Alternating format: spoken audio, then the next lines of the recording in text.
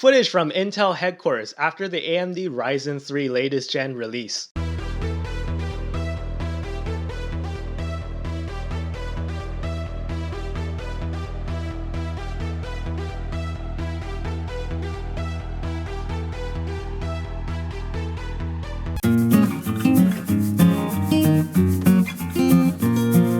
So I'm not sure if you guys seen that episode of South Park, but it's the one that inspired the meme, and it's gone. I got $100 check from my grandma, and my dad said I need to put it in the bank so it can grow over the years.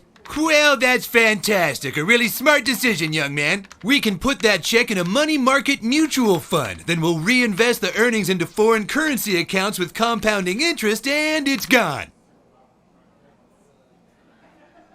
So yeah, that clip I think sums up perfectly the general person's concerns about trusting their money with a money manager. So when you trust your money with someone who's managing your money and investing it on your behalf, you don't know necessarily what they're buying or selling all the time. And it's your worst fear if your manager comes up to you and tells you, and it's gone. And it's gone. So I think as a whole in public, we hold our money managers responsible for not losing our money, which is what inspired Warren Buffett's Rule 1 investing, which is don't lose money. But I'm a money manager myself, obviously, so I manage my own investment portfolio and I manage some money on behalf of my family, so my parents and some relatives and things like that. So I'm a money manager myself, and I do think that we should hold our money managers responsible, obviously, for not losing money. But I do think that we should also hold our money managers to an even higher level of standard, which is not only should they not lose money, they should also not miss any great investment opportunities that come their way. Now, I want to make a public apology for not meeting that higher standard of not missing great opportunities, because I missed a great opportunity. And of course, I'm talking about AMD stock. So funny story, back when AMD first came out with their Ryzen processors, the reviews came out and they were fantastic, right? So these processors were great, they were cheap, and they perform pretty great compared to the Intel counterparts. Even though that Intel still may exceed them in some areas, the price point was just so much lower and they just offer so much value. And I thought to myself, wow, AMD is trying to revolutionize themselves as a company and it's working. And back then AMD stock was maybe like $10 a share or somewhere around that area. And I did not buy into AMD stock. And I've been kicking myself ever since because the stock absolutely skyrocketed because Ryzen was a huge success. And now they're eating Intel's lunch. So if you guys don't know, the CPU space is dominated by two companies, AMD and Intel, and they've been sort of a duopoly for a long time. But for the longest time, nobody took AMD seriously, right? I remember back in high school, when I went to high school, AMD was kind of a joke. You would only buy AMD if you couldn't afford Intel.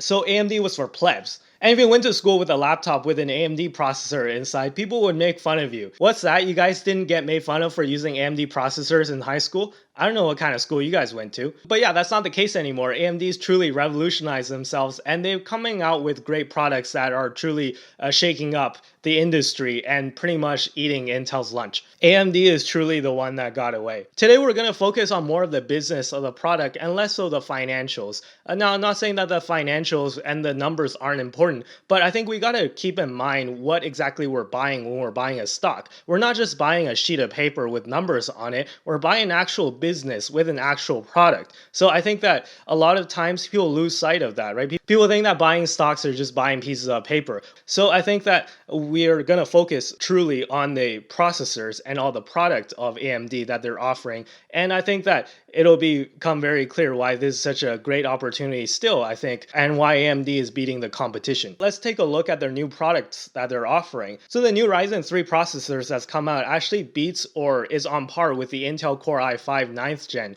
Now this is pretty impressive because the Ryzen 3 by this name is supposed to kind of compete with the Core i3 series that Intel offers.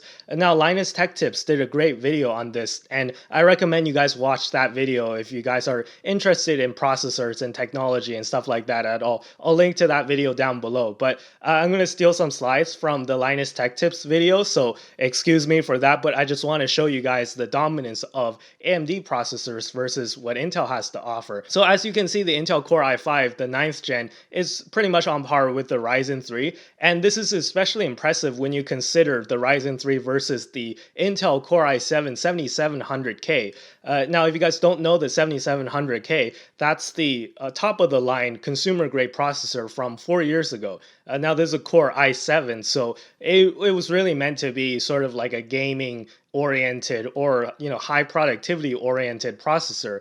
And these days, keep in mind that the Ryzen 3 is now on par with that processor. So it's on par with what Intel had to offer top of the line 4 years ago. And if you consider the price now on eBay, the Core i7 7700K still goes for more than double the price of the new Ryzen 3. And if you compare the price of the Ryzen 3 to the comparable Core i5 9100, the 9100 is still more expensive. So from a price to performance ratio, you can see that AMD processors far outpaces what Intel has to offer. And this has been the case for a long time now, which explains why AMD stock has just basically skyrocketed versus Intel's stock price has been relatively stagnant throughout the past few years. Now you have no idea what all these benchmarks and comparisons or any of this I was talking about, what any of this meant. Just keep this in mind. AMD good, Intel bad. Now let's move on. Now from reports that we can tell that Intel has struggled with a 10 nanometer process. So what this means is that inside your CPU, there are these little things called transistors. And the smaller these transistors are, the more densely you can pack them. And the more transistors you can pack, the faster your computer will be. Now the 10 nanometer process is what Intel has been trying to aim for, and they've had big struggles with that. Now meanwhile, AMD has already pretty much rolled out its 7 nanometer process. So if you buy a latest gen AMD processor, chances are the transistor size is now 7 nanometers, whereas Intel is still struggling with 10. Now Intel has argued that their 10 nanometer process is so refined and so optimized that it'll perform on par with AMD's 7 nanometer process. But at the end of the day, physics is physics, right? So the fact that they don't have a 7 nanometer process yet, and the fact that even Intel executives admit that they won't be able to catch up to AMD until 2021 is a bit concerning. So if I was an Intel shareholder, I'd be a bit concerned, maybe doing the coffin dance. Now, in my opinion, this just goes to show AMD's dominance in the industry and how far they are ahead of Intel, and how much growth you can expect from AMD in the future versus an Intel. Now, just to dive into the financials briefly, and I won't spend too much time on this, but just looking at the balance sheet, relatively speaking, it does look like AMD has a better balance sheet. And if you look at analyst recommendations and analyst predictions, AMD is a company that's expected to grow revenues of around 20% per year, versus with Intel is pretty much flat across the board. So I think that in terms of a growth prospect, AMD has much more headroom compared to Intel, versus that's been the case in the industry for a long time, right? Intel has been sort of known for being stagnant,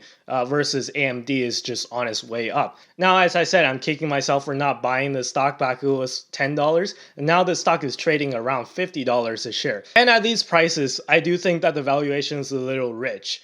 Which is why I haven't bought into this stock. But with that being said, of course, this is one stock that I'm watching very closely. And if I see any dips in the price, I'll be sure to pick up some shares. Anyways, be sure to hit the like button if you enjoyed the video, and be sure to subscribe if you like this series. Be sure to follow me on Twitter and Instagram. I'll leave the links down below in the description. And with that being said, I'll see you guys in the next video. Bye-bye.